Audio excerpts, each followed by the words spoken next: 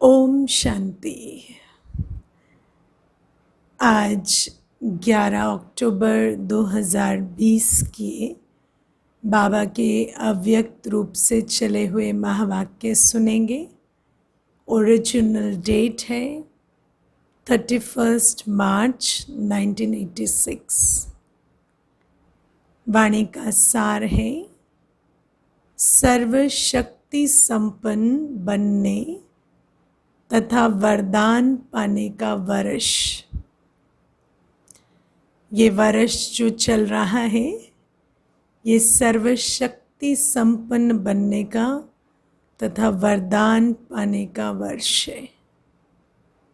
बाबा कहते आज सर्व खजानों के मालिक अपने मास्टर बच्चों को देख रहे हैं। बालक सो मालिक कहाँ तक बने हैं ये देख रहे हैं।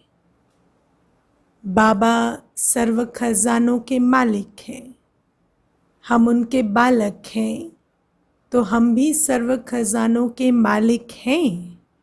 बाबा देख रहे हैं। इस समय जो श्रेष्ठ आत्माएं सर्व शक्तियों के सर्व खजानों के मालिक बनते हैं, वो मालिकपन के संस्कार भविष्य में भी विश्व के मालिक बनाते हैं। इस समय किसका मालिक बनना है? सर्व शक्तियों के सर्व खजानों के मालिक। तो क्या देखा? बालक तो सभी हैं, बाबा और मैं, ये लगन सभी बच्चों में अच्छी लग गई है। बालकपन का नशा तो सभी में है,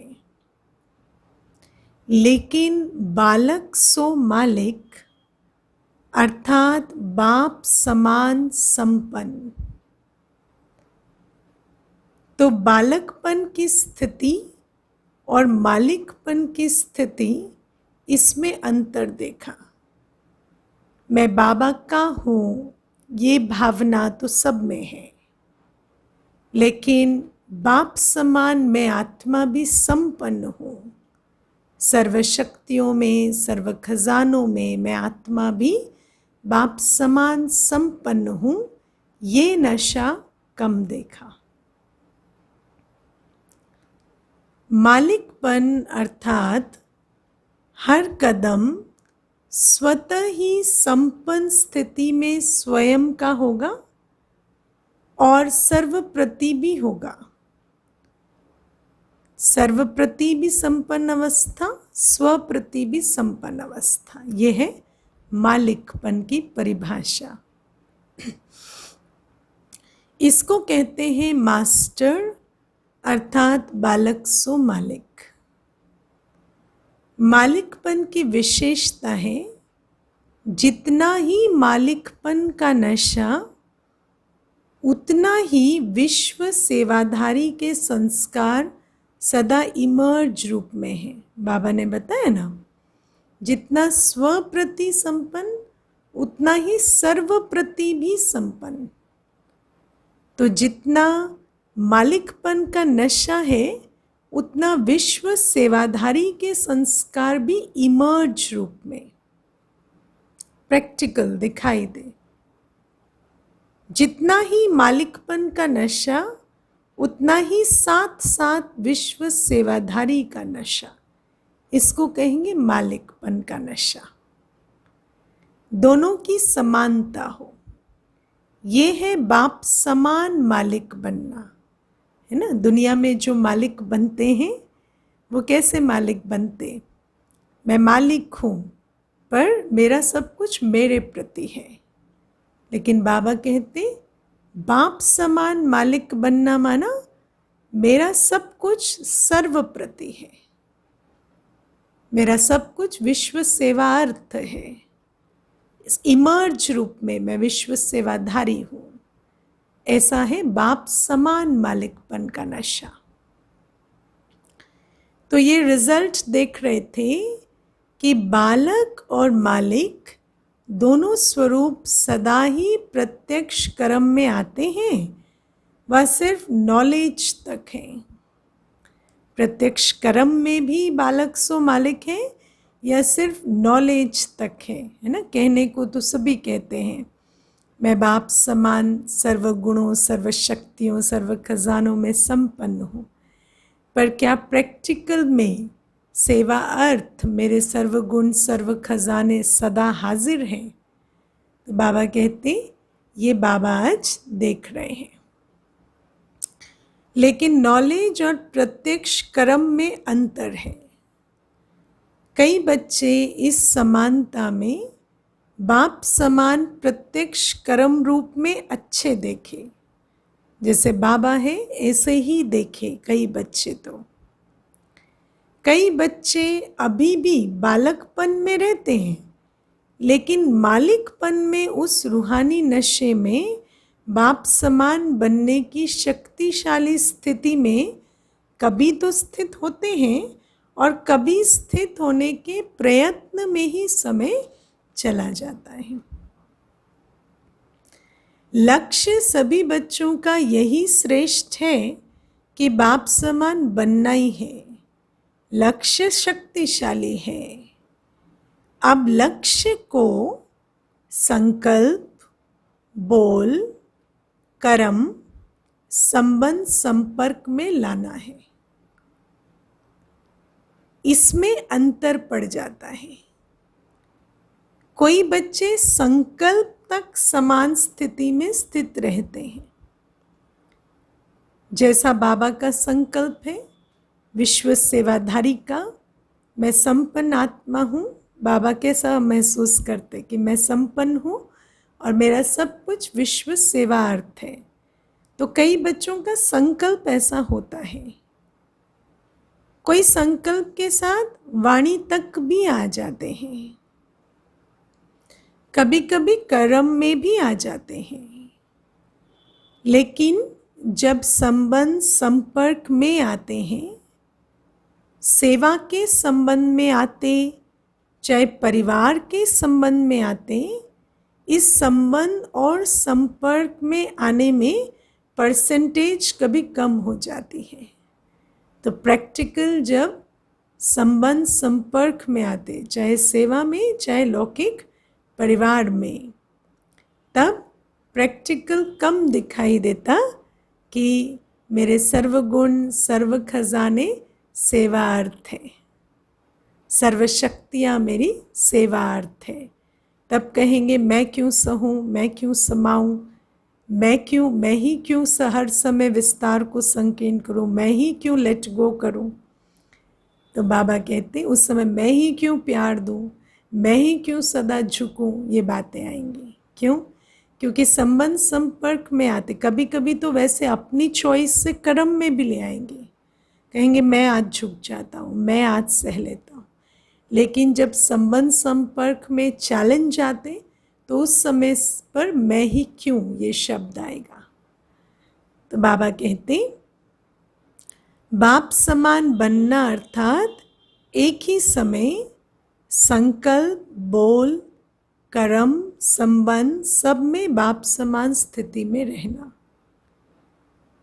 कोई 2 में रहते, कोई 3 में रहते हैं ना, कोई सिर्फ संकल्प और बोल में रहते, कोई कर्म में भी रहते हैं। लेकिन चारों ही स्थिति जो बताई उसमें कभी कैसे हो जाते हैं। तो बाप दादा बच्चों के प्रति सदा अति स्नेही भी है। स्नेह का स्वरूप सिर्फ अव्यक्त का व्यक्त रूप में मिलना नहीं है। बाबा कहते बाबा का हम बच्चों से स्नेह है ना, तो हाँ स्नेह की डोर से बाबा व्यक्त में मिलने आते, ये तो है ही। लेकिन इसके अलावा स्नेह का स्वरूप है समान बनना। कई बच्चे ऐसे सोचते हैं कि बाप दादा निर्मोही बन रहे हैं, लेकिन बाबा ये नहीं चाहते कि हम सदा ही बाबा पर डिपेंडेंट होकर रहें। बाबा चाहते हैं हम स्वयं भी संपन्न बने, भरपूर बने। तो बाबा अपने आप को, बाबा ऐसा नहीं कि हमें छोड़ रहे हैं या निर्मोही बन रहे हैं, नहीं। बाबा चाहते बच्चा अपने पैरों पर खड़ा हो। लेकिन ये निर्मोही बनना नहीं है, ये विशेष स्नेह का स्वरूप है। आज समझा यथार्थ स्नेह क्या होता है। यथार्थ स्नेह माना समान बनाना, लायक बनाना। ऐसा नहीं मैं खुद शक्तिशाली रहूं, दूसरे की कमजोरी को ही बढ़ावा देता रहूं, दूसरे को कभी शक्तिशाली बनने की प्रेरणा ना दूं। ये यथार्थ स्नेह नहीं है।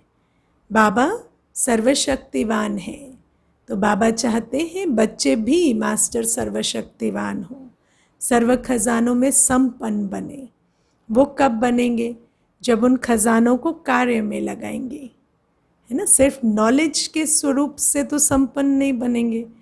प्रैक्टिकल जब परिस्थितियों में, संबंध संपर्क में, कार्य में लगाएंगे खजानों को, तभी तो वो वृद्धि को पाएंगे। तो बाबा कहते मेरे स्नेह का ये भी स्वरूप है कि मैं कोई निर्मोही नहीं बन रहा हूँ, मैं तुम्हें आप समान बना रहा हूँ।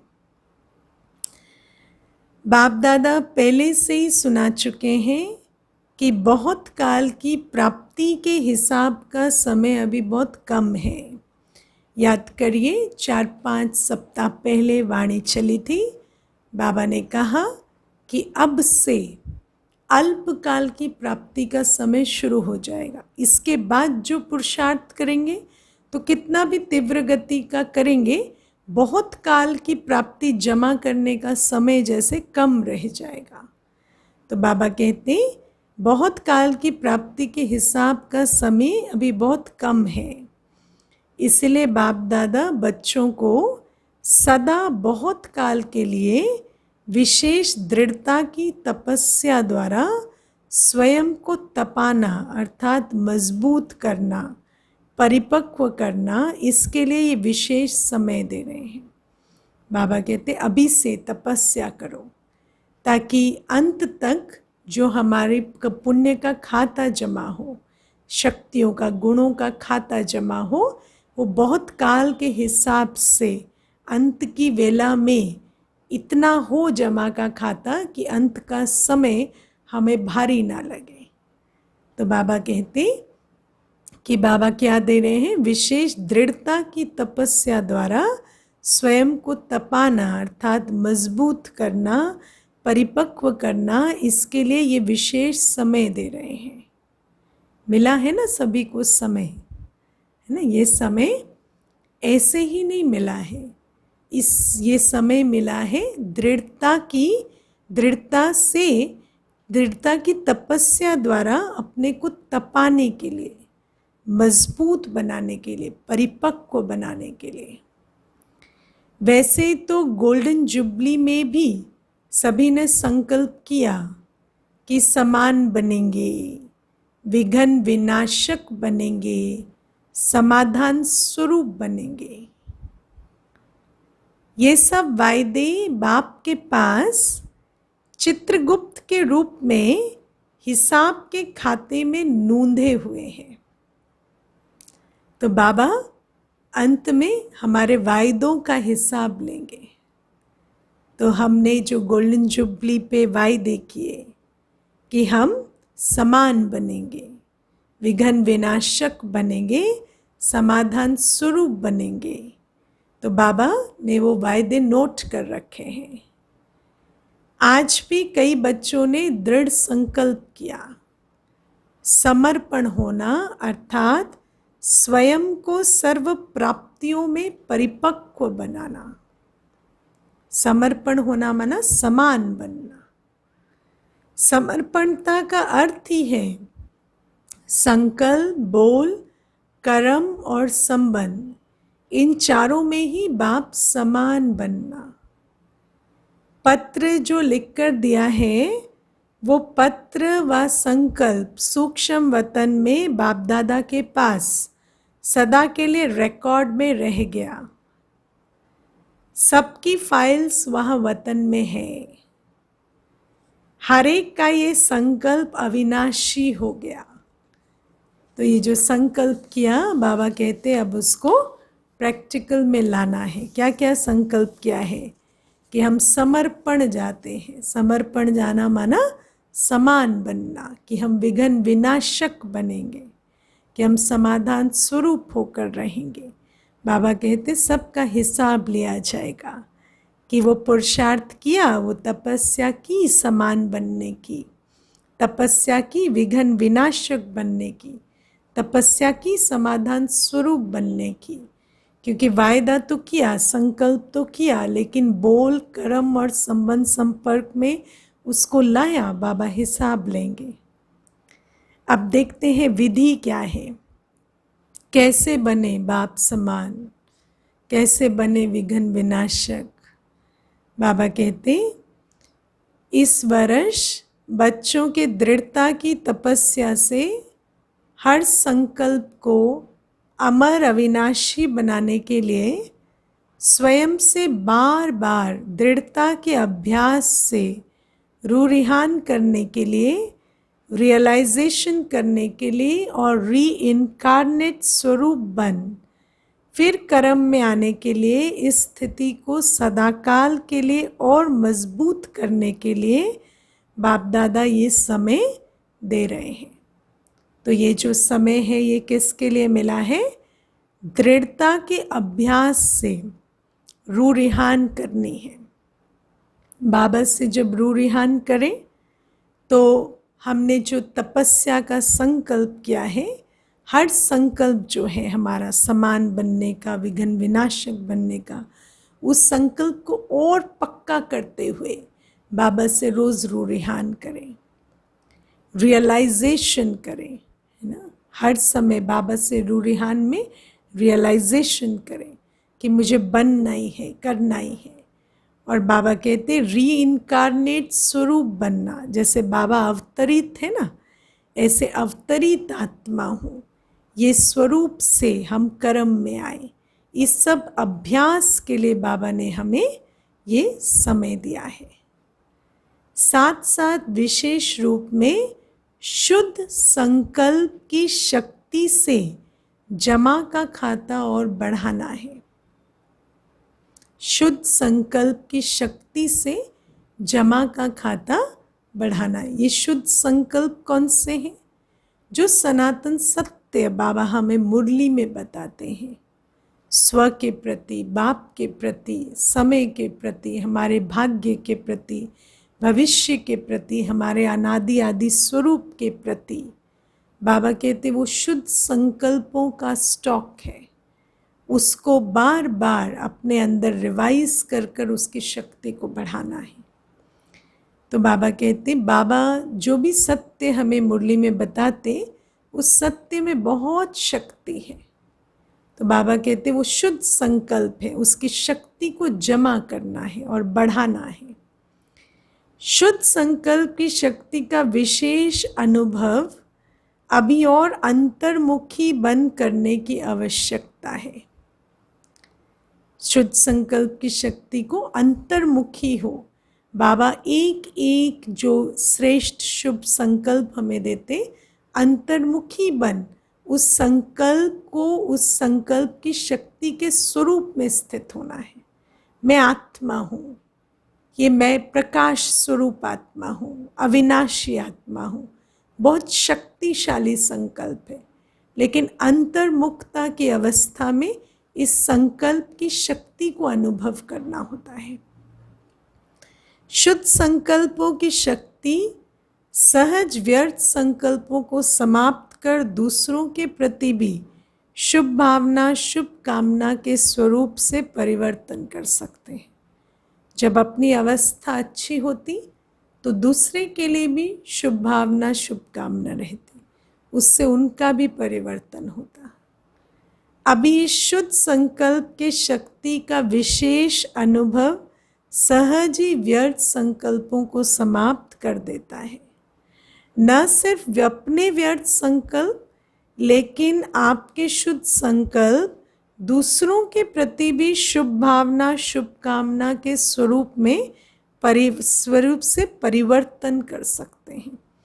जब अपने अंदर शुद्ध संकल्पों की शक्ति होती, उस शक्ति से दूसरों का भी परिवर्तन होता, क्योंकि जैसे हम होते वैसे ही हमारी भावना और कामना होती। तो जब हमारी स्थिति शक्तिशाली है तो हमारे दिल से अन्य के प्रति भी शुभ भावना, शुभ कामना ही आती। अभी शुद्ध संकल्प की शक्ति का स्टॉक स्वयं के प्रति भी जमा करना है। स्वयं के प्रति भी जमा करने की बहुत आवश्यकता है। मुरली सुनना ये लगन तो बहुत अच्छी है। मुरली अर्थात खजाना। मुरली की हर पॉइंट को शक्ति के रूप में जमा करना। पॉइंट तो सुन ली, पर वो पॉइंट शक्ति के रूप में जमा हो, ये है शुद्ध संकल्प की शक्ति को बढ़ाना। शक्ति के रूप में हर समय कार्य में लगाना। और जब कोई शक्ति है तो शक्ति बढ़ती कैसे है? यूज़ करने से, कार्य में लगाने से। तो जो भी पॉइंट मुरली में सुनी, उस पॉइंट को अंतर्मुखता की गुफा में जा विचार सागर मंथन कर उस पॉइंट की शक्ति में स्थित होना और फिर उस शक्ति को कार्य में लगाना और शक्ति को बढ़ाना। अभी इस विशेषता का विशेष अटेंशन रखना है। शुद्ध संकल्प की शक्ति के महत्व को अभी जितना अनुभव करते जाएंगे, उतना मनसा सेवा के भी सहज अनुभवी बनते जाएंगे।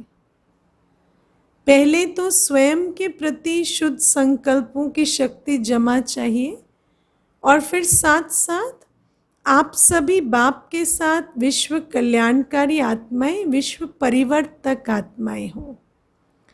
तो विश्व के प्रति भी ये शुद्ध संकल्पों की शक्ति द्वारा परिवर्तन करने का कार्य अभी बहुत रहा हुआ है। अपने अंदर स्टॉक होगा शुद्ध संकल्पों की शक्ति का, तो उसके द्वारा जो शुभ भावना, शुभ कामना की शक्ति होगी, उससे विश्व परिवर्तन का कार्य भी कर सकेंगे। जैसे वर्तमान समय ब्रह्मा बाप अव्यक्त रूपधारी बन शुद्ध संकल्प की शक्ति से आप सबकी पालना कर रहे हैं। बाबा हमें कैसे पालना दे रहे हैं? शुद्ध संकल्पों की शक्ति से ही पालना दे रहे हैं। सेवा की वृद्धि के सहयोगी बन आगे बढ़ रहे हैं, आगे बढ़ा रहे हैं। ये विशेष सेवा शुद्ध संकल्प के शक्ति की चल रही है।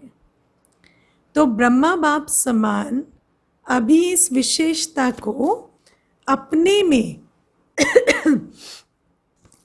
आगे बढ़ाने का तपस्या के रूप में अभ्यास करना है। तपस्या के रूप में ये अभ्यास करना है कि जैसे बाबा के पास शुद्ध संकल्पों से सर्व को आगे बढ़ाने की विशेषता है, ऐसे ये विशेषता मुझ पे भी आए, ये तपस्या करनी है। तपस्या क्या है? तपस्या अर्थात दृढ़ता संपन्न अभ्यास। अभ्यास जिसमें लक्ष्य है और लक्ष्य को प्राप्त करने की दृढ़ता भी है। तो उस दृढ़ता के साथ निरंतर अभ्यासी बनना, ये होता है तपस्या करना। साधारण को तपस्या नहीं कहेंगे, तो अभी तपस्या के लिए समय दे रहे हैं। अभी ही क्यों दे रहे हैं? क्योंकि ये समय आपके बहुत काल में जमा हो जाएगा। अभी से करेंगे तो अंत के समय हमारे पास इतना स्टॉक होगा, जिसको बाबा कहते अचानक के लिए एवर रेडी रहना है, तो बहुत काल का अभ्यास चाहिए। तो अभी से अभ्यास करेंगे तो बहुत काल के खाते में जमा होगा। बाप दादा सभी को बहुत काल की प्राप्ति कराने के निमित्त है। बाप दादा सभी बच्चों को बहुत काल के राज्य भाग्य अधिकारी बनाना चाहते हैं। ऐसा नहीं अंत में आए और थोड़ा सा समय राज किया, नहीं, बहुत काल के अभ्यासी, बहुत काल की प्राप्ति संपन्न बनते हैं और बहुत काल के राज्य भाग्य के अधिकारी बनते हैं। तो बहुत काल का समय बहुत थोड़ा है, इसीलिए हर बात के अभ्यास को तपस्या के रूप में करने के लिए ये विशेष समय दे रहे हैं, क्योंकि समय ऐसा आएगा जिसमें आप सभी को निमित्त को नहीं, सिर्फ सभी को दाता और वरदाता बन थोड़े समय में अनेकों को देना पड़ेगा। जमा करने का, बनने का समय ओवर हो जाएगा पूरा, और फिर वो समय आएगा जब सभी को दाता वरदाता स्वरूप में स्थित हो अनेकों को देना पड़ेगा। तो सर्व खजानों के जमा का खाता संपन्न बनाने के लिए समय दे रहे हैं। जमा का खाता हमारा फुल हो, संपन्न हो, इसके लिए अभी ये समय मिला है। समझ आ रहा है ये समय क्यों मिला है? दूसरी बात ये है संपन्न बनने की विधि जो बाबा ने समझाई, कैसे तपस्या के बल से संपन्न बनना है, कैसे हर पॉइंट को शक्ति रूप में जमा करना है, कैसे उसको कार्य में लगाकर वृद्धि को पाना है। अब दूसरी बात, विघ्न विनाशक कैसे बने। तो बाबा कहते विघ्न विनाशक व समाधान स्वरूप बनने का जो वायदा किया है, तो विघ्न विनाशक स्वयं के प्रति भी और सर्व के प्रति भी बनने का विशेष दृढ़ संकल्प और दृढ़ स्वरूप दोनों हो। पहले तो एम हो, दृढ़ संकल्प हो, दृढ़ स्वरूप हो, विघ्न विनाशक स्वयं के प्रति भी और सर्व के प्रति भी बनने का। सिर्फ संकल्प नहीं लेकिन स्वरूप भी हो। तो इस वर्ष बाप दादा एक्स्ट्रा चांस दे रहे हैं। अच्छा, अब सबसे बड़ी बात है, विघ्न विनाशक बनना है तो विघ्न के बिना तो नहीं बनेंगे, तो एक्स्ट्रा चांस है माना इस वर्ष फिर विघ्न भी उतने ही होंगे, तभी तो जाकर विघ्न विनाशक बनने का संकल्प और स्वरूप दोनों धारण कर सकेंगे। तो बाबा कहते इस वर्ष बाप दादा एक्स्ट्रा चांस दे रहे हैं। जिसको भी ये विघ्न विनाशक बनने का विशेष भाग्य लेना है वो इस वर्ष में ले सकते हैं। इस वर्ष को विशेष वरदान है, लेकिन वरदान लेने के लिए विशेष 2 अटेंशन देने पड़ेंगे। इस वर्ष विघ्न विनाशक बन सकते हैं अगर 2 बातों पर अटेंशन हो तो, 2 धारणाओं पर अटेंशन हो तो। क्या है वो 2 धारणाएं? पहली, एक तो सदा बाप समान देने वाला बनना है, लेने की भावना नहीं रखनी है। मेरे अंदर अटेंशन हो कि मैं बाप समान देने वाला बनने की अभ्यासी हूँ, मुझे लेने की भावना छोड़ देनी है। ये अटेंशन रहेगा तो विघ्न आएंगे और देते जाएंगे तो दाता स्वरूप में स्थित होते जाएंगे, विघ्न विनाशक का वरदान प्राप्त होता जाएगा। रिगार्ड मिले, स्नेह मिले तब स्नेही बने, व रिगार्ड मिले तब रिगार्ड दे नहीं। दाता के बच्चे बन मुझे देना है, लेने की भावना नहीं रखना है, ये अटेंशन रखना है। जैसे ही कोई हमें रिगार्ड नहीं देता तो हमारा जो चांस है कि वो रिगार्ड दे न दे, हम दें और देकर दाता स्वरूप में स्थित हो, देने के संस्कार बनाए, वो चांस गवा देते। क्यों? क्योंकि यही संकल्प चलते रहते, वो दे मैं क्यों दूं, तो वो जो अपॉर्चुनिटी थी बनने की वो गंवा देते। तो बाबा कहते अटेंशन दो कि मैं देने वाले दाता की संतान हूं, मुझे देना है।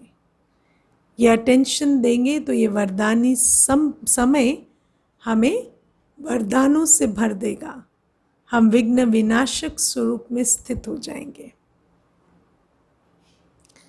तो बाबा कहते दाता के बच्चे बन, मुझे देना है, लेने की भावना नहीं रखना। श्रेष्ठ कर्म करते हुए दूसरे तरफ से मिलना चाहिए ये भावना नहीं रखना। श्रेष्ठ कर्म मुझे करना है श्रीमत पर, मुझे उस श्रेष्ठ कर्म का कोई रिटर्न दे, सहयोग दे, साथ दे, ये भावना नहीं रखनी है। अब बाबा कहते श्रेष्ठ कर्म का फल, ये नॉलेज आप जानते हो, लेकिन करने समय ये संकल्प नहीं रखना है। एक तो वरदान लेने के पात्र बनने के लिए सदा दाता बन करके रहना है, और दूसरा विघ्न विनाशक बनना है तो समाने की शक्ति सदा विशेष रूप में अटेंशन में रखना। समाने की शक्ति जिसके चित्र में देखते हैं कि अनेक प्रकार की नदियां आकर सागर में समा रही हैं, छोटी बड़ी, मैली उजली, दूर से आने वाली, पास से आने वाली, और सभी को सागर अपने अंदर स्थान देता है। कभी भी सागर ये नहीं कहता इस नदी को मैं नहीं समा सकता, और सागर को कोई फर्क नहीं पड़ता। तो ऐसा हमें विशाल हृदय रखना है, हमारे अंदर मेरे तेरे की भावना ना हो, हमारे अंदर ये ना हो ये बात तो मैं समा सकती हूँ, ये नहीं समा सकती, या ये व्यवहार तो चलेगा वो नहीं चलेगा। तो बाबा कहते अपनी समाने की शक्ति को, मैं समाने की शक्ति से संपन्न आत्मा हूँ, इस स्वमान में स्थित रहना है। कैसा भी वातावरण, कैसा भी व्यवहार, कैसे भी वाइब्रेशंस मैं समा सकती हूँ। तो बाबा कहते एक तो वरदान लेने के, और बाबा कहते तो समाने की शक्ति सदा विशेष रूप में अटेंशन में रखना। स्वयं प्रति भी समाने की शक्ति आवश्यक है, क्योंकि अपने स्वभाव संस्कार भी, अपने अंदर के उतार चढ़ाव भी अपने आप को दिल शिकस्त ना कर दे। सागर के बच्चे हैं, सागर की विशेषता है ही समाना। जिसमें समाने की शक्ति होगी वही शुभ भावना, कल्याण की कामना कर सकेंगे ना। किसी के भी व्यवहार को देखकर, विचार को सुनकर, संस्कारों को देखकर हमारे अंदर कोई भी हलचल ना हो, तभी हमारे दिल से उनके लिए शुभ भावना, शुभकामना आएगी। इसलिए दाता बनना है, समाने के शक्ति स्वरूप सागर बनना है। ये दो विशेषताएं सदा कर्म तक लाना है। सुन तो रहे हैं, फिर संकल्प में भी ये बातें आ ही रही हैं अभी, लेकिन बोल में भी आ जाएंगी, पर कर्म तक लाना है। कई बार कई बच्चे कहते हैं सोचा तो था कि यही करेंगे, लेकिन करने में बदल गया। तो इस वर्ष में चारों ही बातों में, चारों ही बातें माना संकल्प, बोल, कर्म और संबंध संपर्क में आने में एक ही समय समानता का विशेष अभ्यास करना है। जैसा सोचा वैसा ही बोलना है, वैसा ही करना है। संबंध संपर्क में आते भी स्थिति ना बदले। मैं दाता आत्मा हूँ और मैं समाने की शक्ति से संपन्न आत्मा हूँ। मुझे देना है, मुझे समाना है। समझा? तो एक बात खजानों को जमा करने का और दाता बन देने का संस्कार नेचुरल रूप में धारण हो जाए, उसके लिए समय दे रहे हैं। ये समय क्यों मिला है अंडरलाइन कर लो। फिर बाबा ने कहा ना, समय पूरा हो जाएगा, उसके बाद देने का समय आ जाएगा। ये है भरने का समय।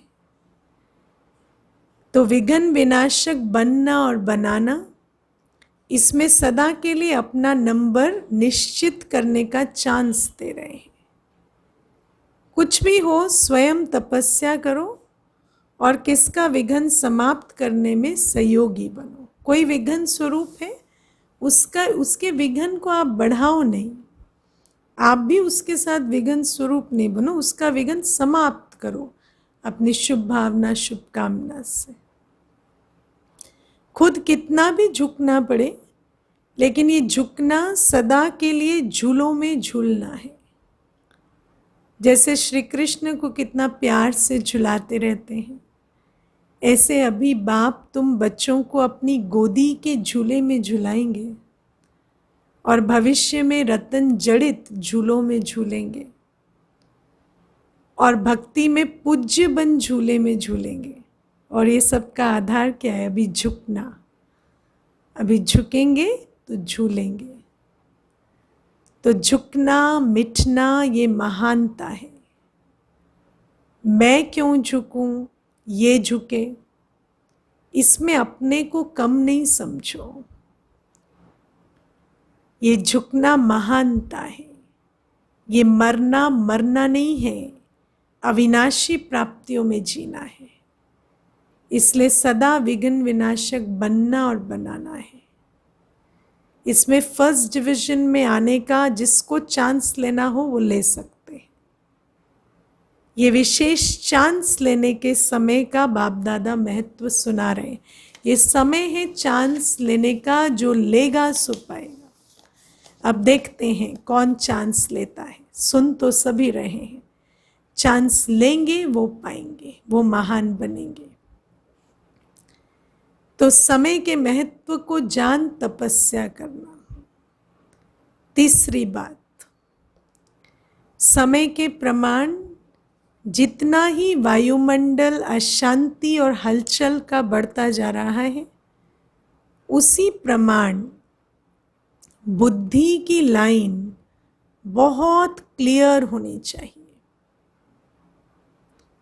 क्योंकि समय प्रमाण टचिंग और कैचिंग, इन दो शक्तियों की आवश्यकता है। आसपास का वायुमंडल नकारात्मकता का होगा, व्यर्थ का होगा, लेकिन हमारी बुद्धि की लाइन इतनी क्लियर हो कि हमें सकारात्मकता की, समर्थता की, शक्ति की टचिंग मिल सके, हम पर वायुमंडल का प्रभाव ना पड़े। एक तो बाप दादा के डायरेक्शन को बुद्धि द्वारा कैच कर सको। समय क्या कह रहा है, वो क्या कह रहा है, लोग क्या कह रहे हैं, वायुमंडल हमें किस तरफ खींचना चाहता है, नहीं, बाबा क्या चाहता है, ये कैच करने के लिए बुद्धि की लाइन क्लियर चाहिए। अगर लाइन क्लियर नहीं होगी तो बाप के डायरेक्शन साथ मनमत भी मिक्स हो जाएगी, और मिक्स होने के कारण समय पर धोखा खा सकते हैं। अपने संस्कार, अपने स्वभाव, अपनी मत का प्रभाव पड़ जाएगा। एक्यूरेट एक्शन नहीं ले सकेंगे। जितनी बुद्धि स्पष्ट होगी, उतना बाप के डायरेक्शन को स्पष्ट कैच कर सकेंगे। और जितना बुद्धि की लाइन क्लियर होगी, उतना स्वयं की उन्नति प्रति, सेवा की वृद्धि प्रति और सर्व आत्माओं के दाता बन देने की शक्तियां सहज बढ़ती जाएंगी। बाबा सदा कौन से डायरेक्शन देते? अपनी स्थिति को बढ़ाने वाले, सेवा की वृद्धि हो और सर्व आत्माओं को शक्तियां देने के डायरेक्शन देते बाबा। और जब मन मत मिक्स हो जाती तो इसका उल्टा करने लगते हैं, वायुमंडल का प्रभाव पड़ जाता। तो बाबा कहते हैं और टचिंग होगी। इस समय इस आत्मा के प्रति सहज सेवा का साधन व स्व उन्नति का साधन यही यथार्थ है। तो वर्तमान समय प्रमाण ये दोनों शक्तियों की बहुत आवश्यकता है, टचिंग और कैचिंग पावर। इसको बढ़ाने के लिए एक नामी और इकोनॉमी वाले बनना, एक नामी और इकोनॉमी। एक नामी, एक बाबा से सुनना, एक बाबा को देखना, एक बाबा से बुद्धि जोड़कर रखना, एक बाबा की याद में रहना, अपने मन बुद्धि और इंद्रियों को एक में एकाग्र करके रखना। ये एक नामी, यह अभ्यास करना होगा। और इकोनॉमी, किसी भी व्यक्ति, वस्तु, वैभव, परिस्थिति के प्रति अन्यथा संकल्प, अन्यथा समय नहीं गंवाना, ओवर थिंकिंग, टाइम वेस्ट, ये चीज़ें नहीं करना, इकोनॉमी करनी है। कोई भी चीज़, तन मन धन समय श्वास संबंध मन वचन कर्म मेरा व्यर्थ के खाते में ना जाए, किसी को भी कहीं पर भी एक्स्ट्रा खर्च ना हो, उसका बोझ चढ़ता है, व्यर्थ का बोझ हमें अंत में खींचता है अपनी तरफ। बुद्धि का योग इधर उधर भटका होगा तो वो अंत में खींचेगा। इसलिए एक नामी और इकोनॉमी का अभ्यास करना है। एक बाप दूसरा न कोई।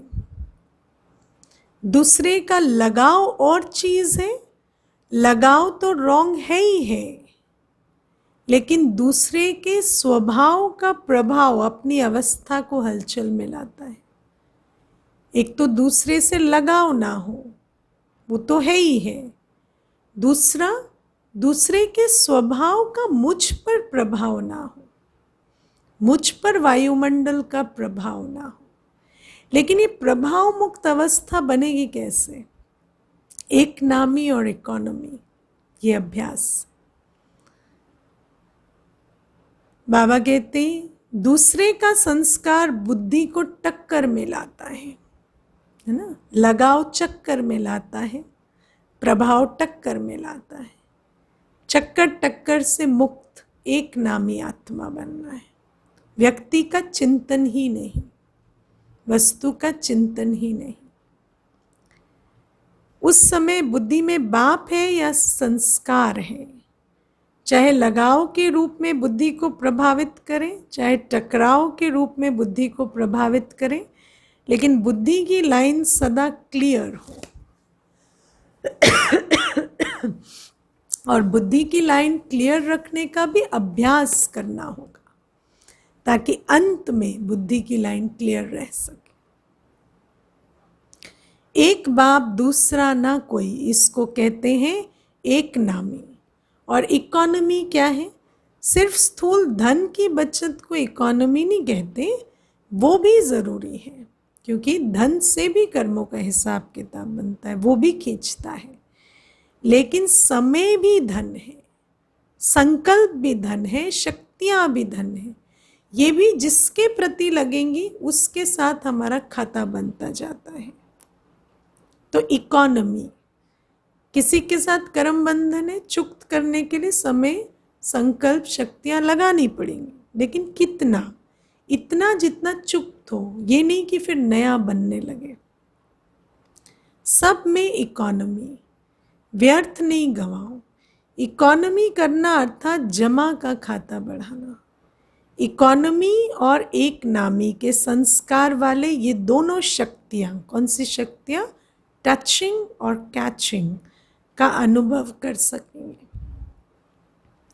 और ये अनुभव विनाश के समय नहीं कर सकेंगे, ये अभी से अभ्यास चाहिए। बताया ना, बहुत काल का अभ्यास ही अचानक के समय में हमें एवर रेडी अवस्था दिलाता है। तब समय पर इस अभ्यास के कारण अंत में श्रेष्ठ मत और गति को पा सकेंगे। आप समझो कि अभी विनाश का समय कुछ तो पड़ा है, चलो 10 वर्ष ही सही, लेकिन 10 वर्ष के बाद फिर ये पुरुषार्थ नहीं कर सकेंगे। पुरुषार्थ का समय यही है, अभी नहीं तो कभी नहीं। कितनी भी मेहनत करो नहीं कर सकेंगे, 10 वर्ष के बाद कमजोर हो जाएंगे, फिर अंत युद्ध में जाएगी, सफलता में नहीं। त्रेता युगी तो नहीं बनना है ना, मेहनत अर्थात तीर कमान। तो अंत में मेहनत करते हुए शरीर छोड़ेंगे तो तीर कमान की निशानी मिलेगी, माना त्रेता युगी बनेंगे। और सदा मोहब्बत में रहना, खुशी में रहना अर्थात मुरलीधर बनना, सूर्यवंशी बनना। मुरली नचाती है और तीर कमान निशाना लगाने के लिए मेहनत कराता है। तो अंत में मेहनत नहीं, नाचने की अवस्था हो। तो कमानधारी नहीं, मुरली वाला बनना। इसलिए पीछे कोई उलहना नहीं देना कि थोड़ा सा फिर से एक्स्ट्रा समय दे दो, चांस दे दो, कृपा कर लो, ये नहीं चलेगा। इसलिए पहले से सुना रहे हैं, चाहे पीछे आया है या आगे, लेकिन समय के प्रमाण तो सभी को लास्ट स्टेज पर पहुंचने का ही समय है। तो ऐसी फास्ट गति से चलना पड़े, जो पीछे आए उनको और फास्ट चलना होगा। अच्छा समझा? अच्छा, चारों ओर के सर्व स्नेही बच्चों को, सदा दिल तख्त नशीन बच्चों को, सदा संतुष्टता की झलक दिखाने वाले बच्चों को, सदा प्रसन्नता की पर्सनालिटी में रहने वाले बच्चों को, सदा बेहद विशाल दिल, बेहद के विशाल बुद्धि धारण करने वाली विशाल आत्माओं को बाप दादा का स्नेह संपन्न याद प्यार और नमस्ते। ऐसे बनाने वाले मीठे प्यारे बाबा को भी हम बच्चों का याद प्यार, गुड मॉर्निंग और नमस्ते। ओम शांति। वरदान है, 5 विकार रूपी दुश्मन को परिवर्तित कर सहयोगी बनाने वाले मायाजीत जगतजीत भव। आज बाबा हमें बहुत सुंदर विधि बताते 5 विकारों का कैसे रूप परिवर्तन करना है। तो बाबा कहते विजयी दुश्मन का रूप परिवर्तन जरूर करता है। तो आप विकारों रूपी दुश्मन को परिवर्तित कर सहयोगी स्वरूप बना दो, जिससे वे सदा आपको सलाम करते रहेंगे। काम विकार को शुभ कामना के रूप में, क्रोध को रूहानी खुमारी के रूप में, लोभ को अनासक्त वृत्ति के रूप में, मोह को स्नेह के रूप में और देहाभिमान को स्वाभिमान के रूप में परिवर्तित कर दो, तो मायाजीत जगतजीत बन जाएंगे। आज विचार करना इस वरदान पर, पूरी मुरली पर, है ना। आज का तो पूरा ही दिन कम पड़ेगा विचार सागर मंथन के लिए। स्लोगन, रियल गोल्ड में मेरापन की अलॉय है तो वैल्यू को कम कर देती है, इसलिए मेरेपन को समाप्त करो।